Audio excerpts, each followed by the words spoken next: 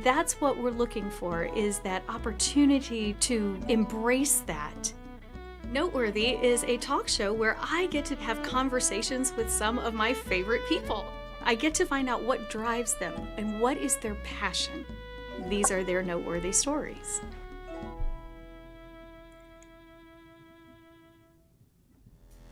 The well-balanced mind is about really understanding your mind. Understanding your emotions, understanding everything about human behavior and how it can help you create a healthier and happier lifestyle. Everything starts with the mind, and what the mind affects can be changed.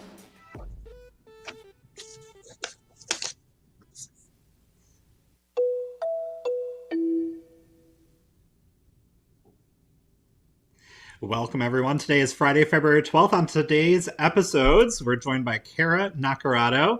We'll be talking about mental health. Happy Heart Health Month to you all, as well as the benefits of intermittent fasting, and once again, the power of habits. All that and more on today's show. Let's get started.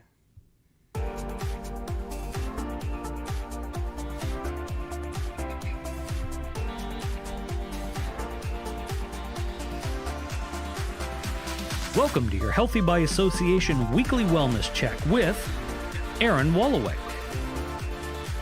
Angela Pelk, and Jim Thompson.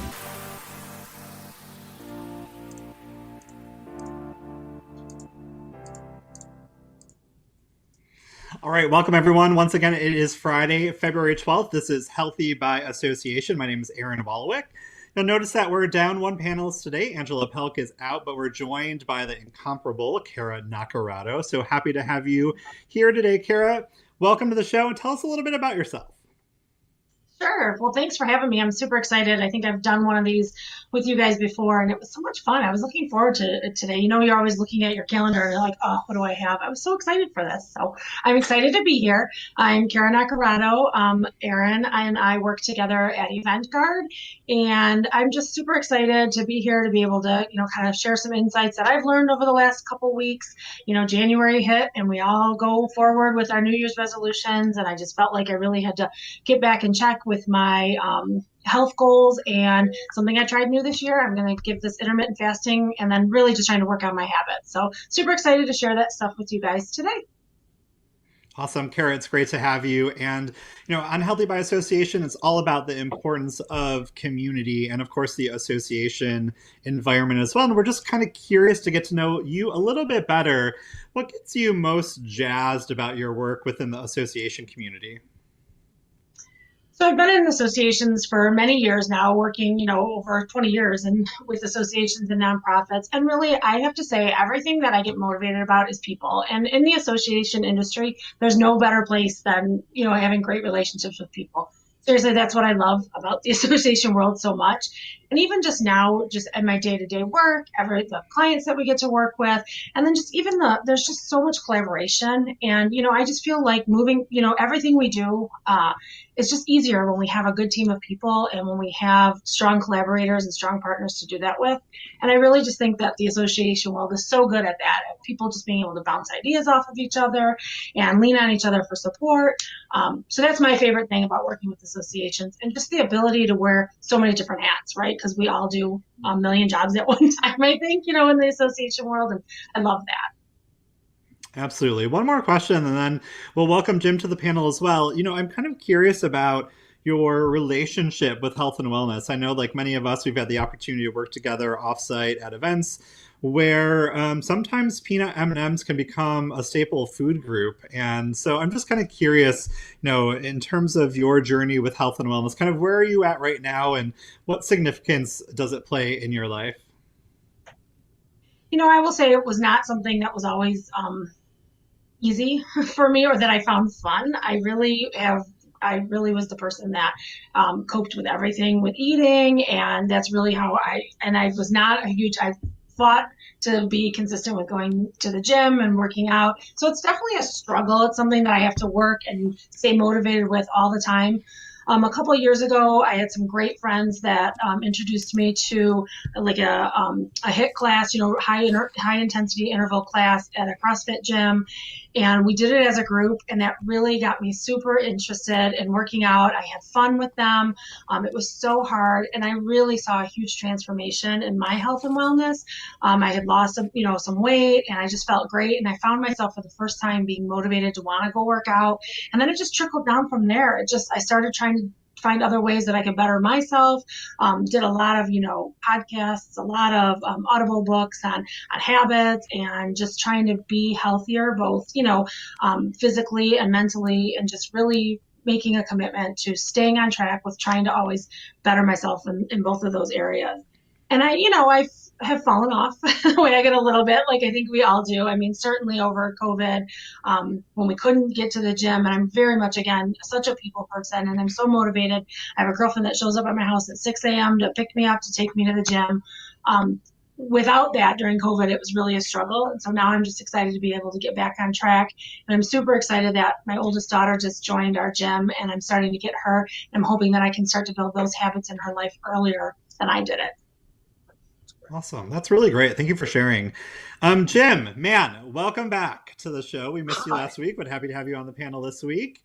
Kind of give us a little check-in. Where are you at? How are you doing this week? I'm okay. Not to get too personal over here, but I guess we can do that on this show. Actually, my father passed away last Thursday. And so, yeah, it's been a rough week. But we're getting there. We're still trying to maintain some of my healthy habits to keep my stress down with, at least working out, doing some my workout challenges. And I would definitely say eating has not been a big priority the past week. But I'm drinking lots of water, so that's good.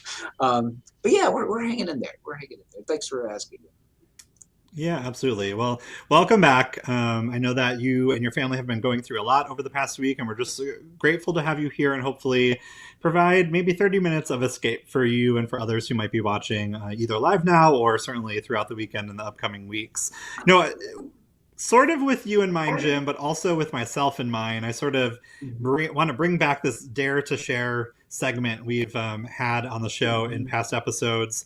And just say that I think it was Wednesday of this week. I was just ready to check out of stuff, ready to check out of work, ready to check out of responsibilities at home.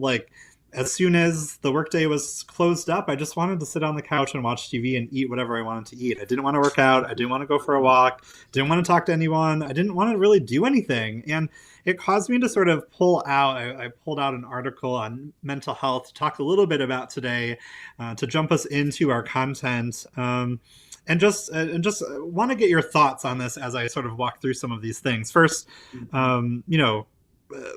this article just reminds us that we may experience mental health issues, challenges, episodes at any point in time over the course of our lifetime. And there's any number of reasons why that's the case. It might be a biological factor. We might have a life experience like trauma or abuse. We might have family history of mental health. There might be something that happened at work or in our personal lives that really affects us. And there's any number of reasons why these mental health episodes arise for us.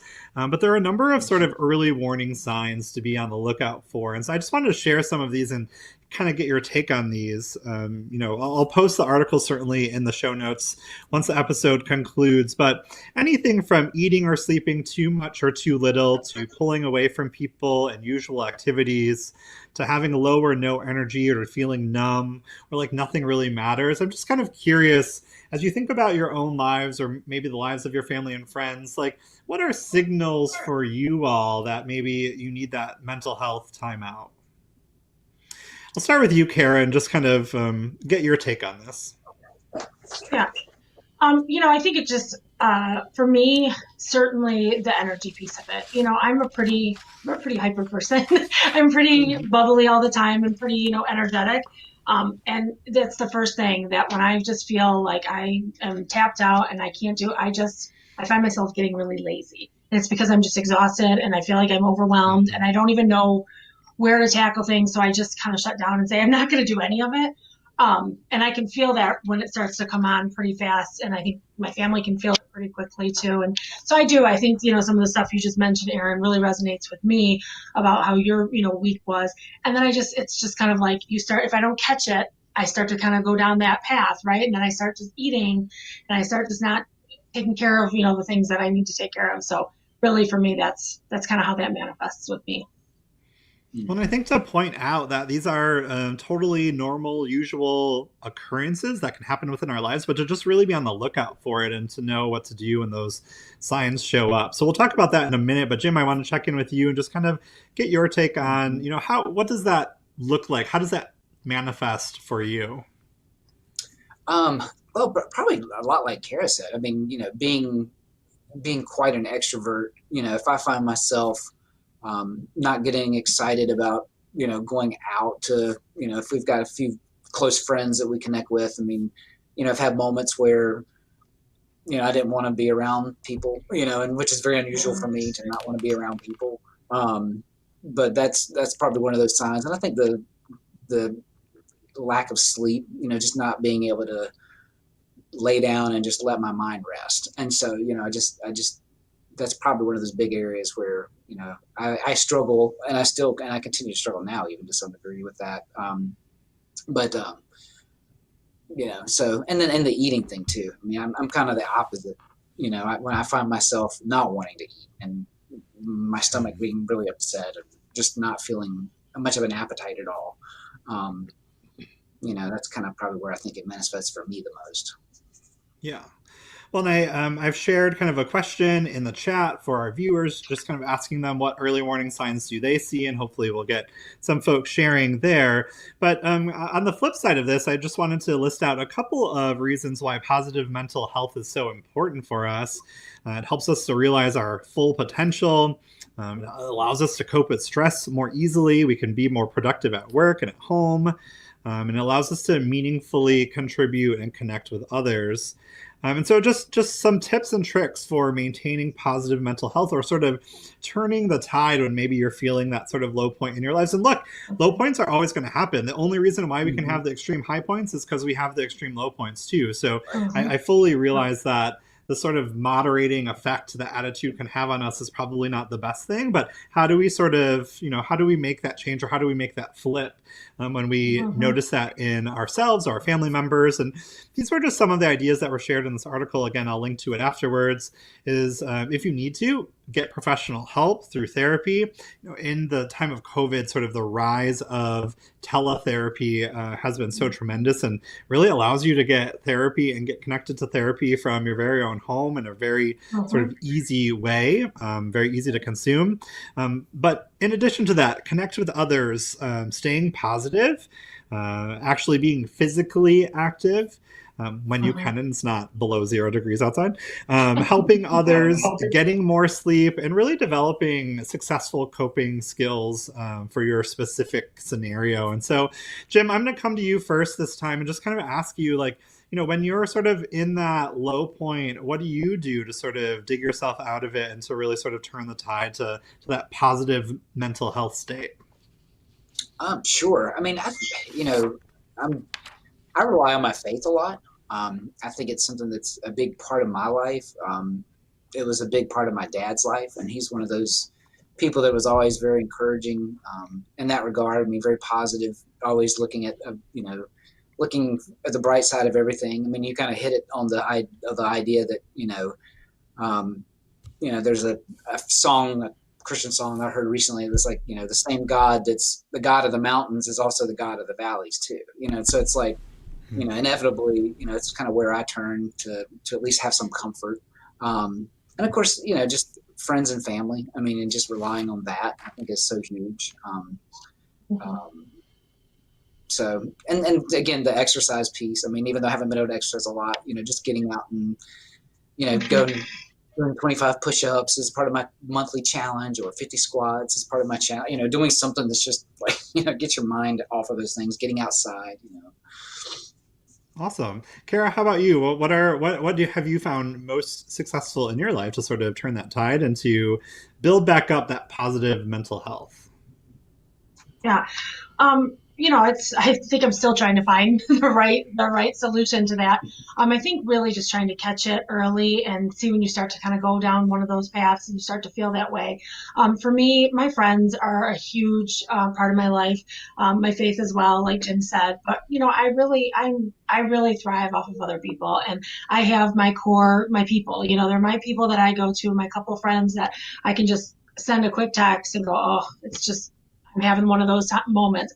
And I just have those people that Mm-hmm. can talk me through it. Of course, my family too, but they're living here with me. It's different to have kind of that outside person that you can just kind of go to. And really my friends and my family too are really, those people for me. And I lean on others so much to pull me out of that and just kind of remind me to, okay, you can have your moment, but then it's time to move on and kind of get Right. going again. And then just the working out really helps too with that. Mm-hmm. Awesome.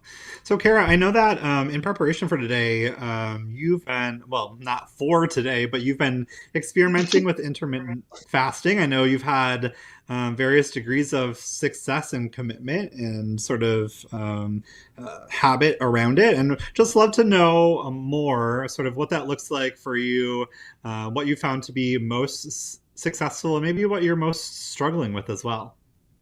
Yeah. For me, I've been reading and I've been seeing all these things about intermittent fasting, and I was like, that is never going to be for me. I have to have my coffee in the morning, and I feel, I found every reason why that wasn't going to work for me. And I had just recently, our gym did a extra fitness challenge in January, and it was all tied to different, not just weight loss stuff, but how many classes we attended for working out, how many times we came to the gym, how many, just different things like that. And one of the things that one of our coaches, he and I, went through together when we were having a conversation, he said, "Have you ever tried intermittent fasting?" He said, "I feel like it would just help kind of jumpstart your journey again and get you back on track." And I was like, no, I'm not going to do that, whatever. And really, for me, what I have learned, because I was like, okay, I'm going to give it a try. I'll try it for 1 or 2 days and let's see what happens. And for me, I don't know that I'm following the intermittent fasting, rules the same as everybody would, or I'm not doing these long 18, 20-hour fasts. I'm trying to stick to at least getting in like 15 to 16 hours. And for me, it really was a matter of kind of changing a habit for me. It was really, it forces me to be very intentional about not eating anything at night. And I think for me, if it did nothing else, just stopping that bad habit, I think is really what's been helpful for me. And then first thing, just being very intentional about what I'm eating to round out my night before like knowing what's going to have to carry me through into the morning, and then just being really smart about once morning comes and I'm finally 10 o'clock 11 o'clock comes and I'm going to eat. I'm a lot more intentional about what I'm going to eat now too, because I want it to be something that's me up and whatnot. So for me, it was just all about habit, changing that habit of eating at night. And it's really, I feel like it's really working. I've only been doing it for a couple weeks. And so if nothing else, like I said, and then it's funny because the one day I knew I wasn't going to fast, that night I was like, oh, I can't snack because I'm not fasting tonight. So it just goes to show you the power of, when you make it intentional and you make it that habit, and when you just decide to let it go, the one day, sure enough, I was eating again that night. So still have a long way to go. Yeah, Jim, I'm curious. I hadn't asked you before the show. I don't know if you've experimented at all with intermittent fasting. Have you had any experience with that? No, I haven't done the intermittent fasting, but I have done something similar. I've done like a cleanse, like, just Mhm. which probably Mhm. falls into the same category, I would imagine. I mean, I think it probably has a similar sort of effect. But Mhm. yeah, I'm kind of intrigued on the intermittent fasting. How often do you do that? I mean, is it just once a week or something? I don't even know how that. I haven't figured out a perfect system yet, because where I was really struggling is I was going to try to do all week, right? And then just not on the weekend. And so I was going to try to do it all week. Where I'm struggling a little bit is on the mornings that I work out at 6 in the morning. When I burn, let's say, I mean, we have a pretty intense workout routine. So when I burn, 500 calories or whatever at 6 in the morning, I am starving when I get home. So that's been kind of my struggle a little bit, is on my workout days, when I work out in the morning. And I only do that a couple times a week. I've been not as successful as getting as long. I mean, I'm still making it 12 hours, 13 hours, but I usually am cutting it a little shorter. So I'm still trying to kind of play around with that and thinking maybe on the days where I don't work out in the morning, I might do the longer fast on those days, like maybe try to get to the 16, 17 hours there. This is just all about, being more conscious of when and what I'm eating, really. Well, and I would just chime in here and just like say that I think it's really important as you think about these intense workouts and the intermittent fasting that we, either consult with our doctor or a nutritionist. I think it's important to recognize, as you've indicated, Kara, that on those days that you're working out, like you are naturally going to be super hungry pretty quickly thereafter because you've just burned so many calories, and so I think you want the benefits of the intermittent fasting while also kind of feeding and fueling your body in a really positive way. And I don't personally know what the right answer is, but that seems to me like a good opportunity to kind of check in with somebody who perhaps knows more than us about that topic to really get you in a routine that will work for you. Yeah. All right. And so in our okay. No, go ahead. No. I was just going to say that in our kind of remaining time, I know it is Heart Health Month and Valentine's Day is right around the corner. And Jim, I just want to turn it over to you to kind of share with us kind of your thoughts around this. I know I think last year we did a whole series of podcast episodes around Heart Health Month as well. So just kind of want to check in with you and your thoughts on this topic.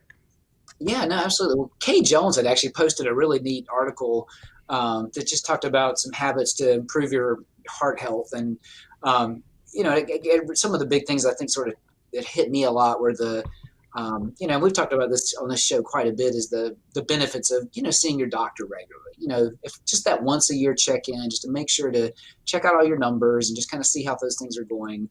Because it's crucial. I mean, and I'm not talking about your weight. I'm not talking about things like that. I mean, I'm talking about heart-specific things like your blood pressure, your cholesterol, your pulse rate, things like that. I mean, something that really struck me when I really started working out more frequently and really becoming more aware of my health and wellness. I was looking at my average heart rate for my resting heart rate, for example, and 4 or 5 years ago, it was somewhere around 75 or 80 as a resting heart rate, and now it hovers somewhere around 48 or 50, 55, somewhere around that number.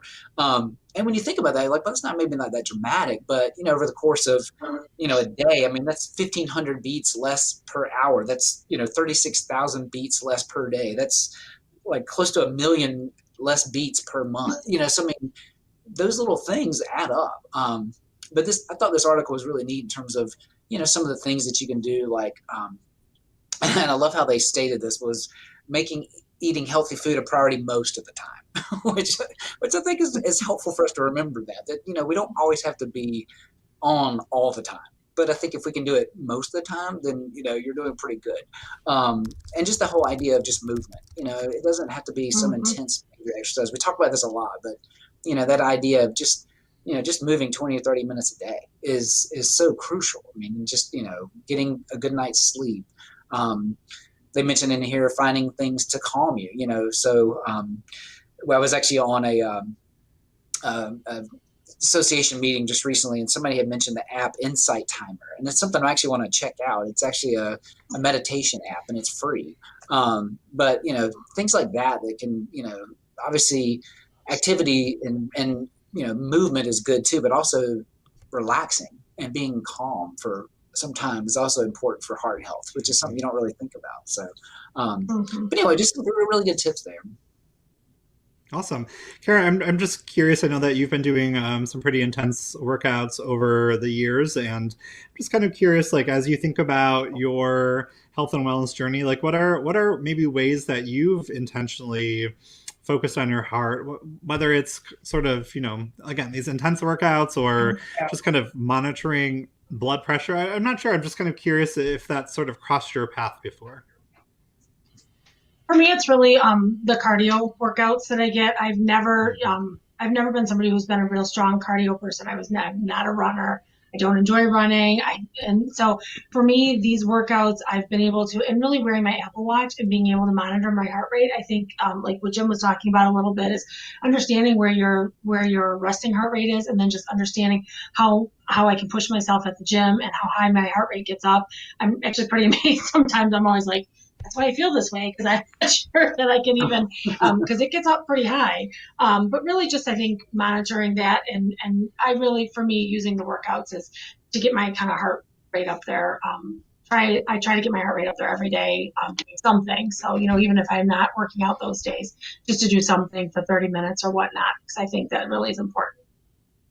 Well, I think you make a great point here in terms of it's not just about moving, but I think the stats that we've viewed in the past have indicated that it's moving with an increase in your resting heart rate. So moving for 20 or 30 minutes, and that you're sort of doing it, quote unquote, because you have an increase in your resting heart rate. And so just kind of knowing that the blood is pumping in a new and different way, that's pumping through your vein, like I think that's like the important element. And so if you haven't sort of paid attention to that in the past, or you're wearing a wearable device and you have that access and capability at your fingertips, at your wrist tips, if you will, to just sort of check in with that. I think that's a great reminder. Kara, I want to come to you as our time winds down. Any sort of concluding thoughts or anything you haven't yet shared that you'd like to do so before we wind down? I just think that it's so important for people to remember that it's a continuous journey, right? Like I feel like every day, some days, and I know Erin and I have sometimes tried to keep each other accountable on, have you journaled your food today? That type of thing. It's really about just continuing to try to improve those habits, to just continue working on both your mental and your physical health.